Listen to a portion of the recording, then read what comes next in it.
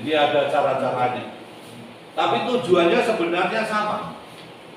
Tujuannya adalah mengurangi laki-laki Israel. Itu tujuannya, mengurangi laki-laki Israel. Mengapa laki-laki? Karena dialah yang menjadi pemimpin, dialah yang berkuasa, dan orang-orang yang kuat itu kan laki-laki.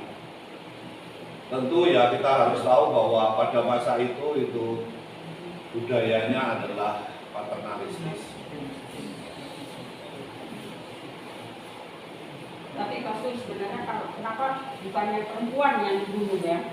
Kenapa laki-laki? Tapi kalau bilang itu alasannya laki-laki. Tapi kalau menurut saya kalau perempuan itu justru sebenarnya sumber untuk punya anak ya.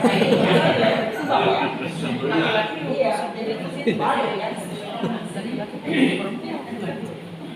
Karena pasti itu ada efek yang lain.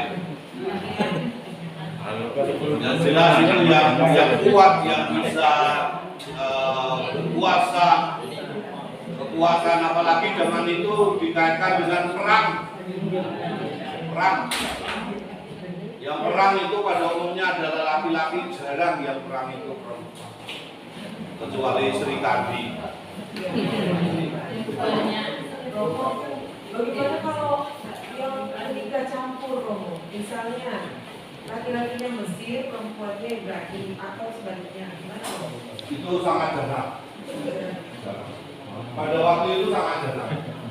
Apalagi orang Mesir ini kan nggak boleh, orang Israel itu tidak boleh menikahi orang asing. Karena pernikahan dengan orang asing itu membahayakan. Membahayakan iman. Maka pernikahan beda agama, beda suku itu pada waktu itu jarang dilakukan. Suku-suku terutama yang ketujuh suku di sekitar bangsa Israel. Kalau saat ini orang Israel itu masih kawin antara mereka, apa yang udah campur?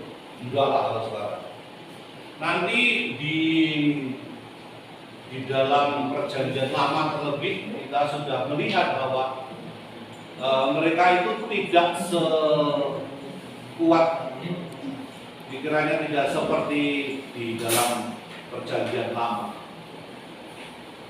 Di perjanjian lama itu memang sangat ketat menjaga kemurnian iman akan Yahweh itu. Sehingga nanti seperti Esau itu menikah dengan orang luar itu menjadi masalah. Tetapi ya umumnya itu kalau menikahi perempuan, laki-laki. Tapi di kemudian hari nanti kita juga di dalam perkembangan kitab sucinya misalnya kita melihat Rut itu kan orang asing. Sudah terbuka bahwa Rut itu akhirnya menikah dengan Boaz. Dan itu tidak dipersoalkan. Karena Rutnya itu mengakui imannya Boaz. Allahmu ya Allahku. Nah itu yang diakui oleh Rut. Maka dia diterima oleh ibunya.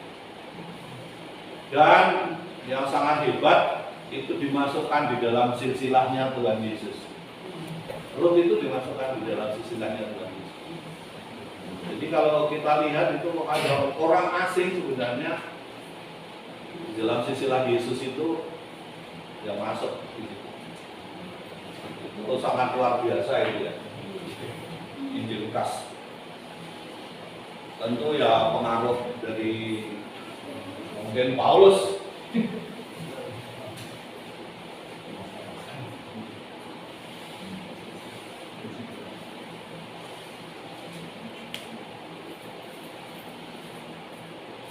Jadi kalau kita lihat itu susunannya tadi, ya seperti itulah.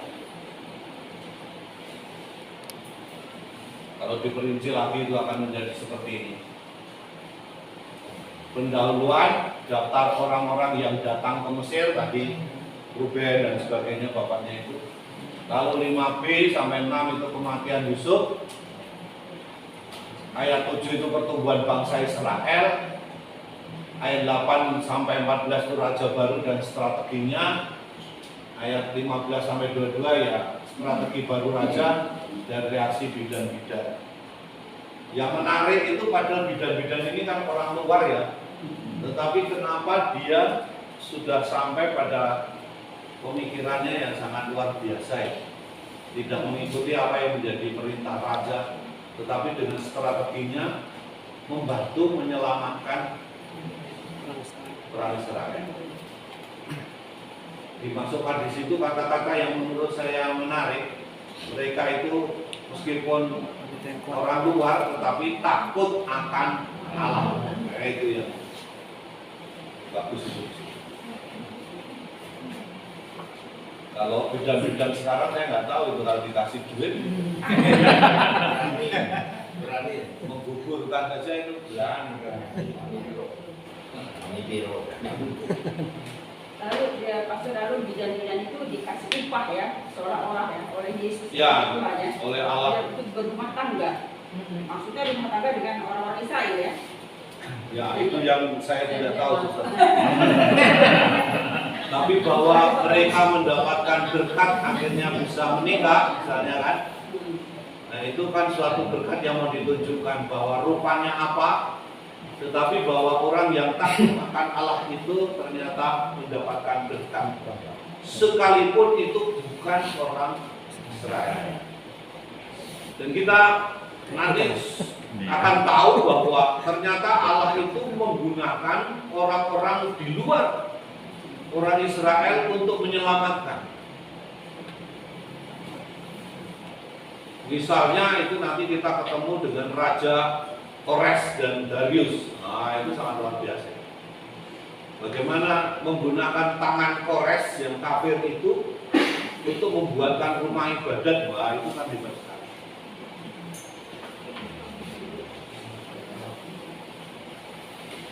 Ya seperti inilah.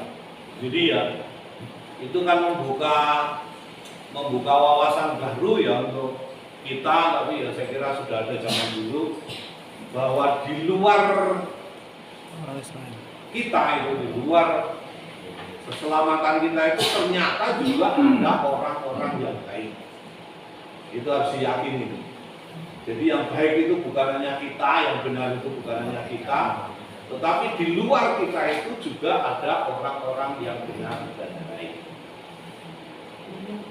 Di dalam Nostra Aetate saya kira itu sangat jelas ensiklik dari Konsili Vatikan yang kedua bahwa gereja mengakui bahwa di luar gereja itu ada orang-orang yang punya kemauan baik.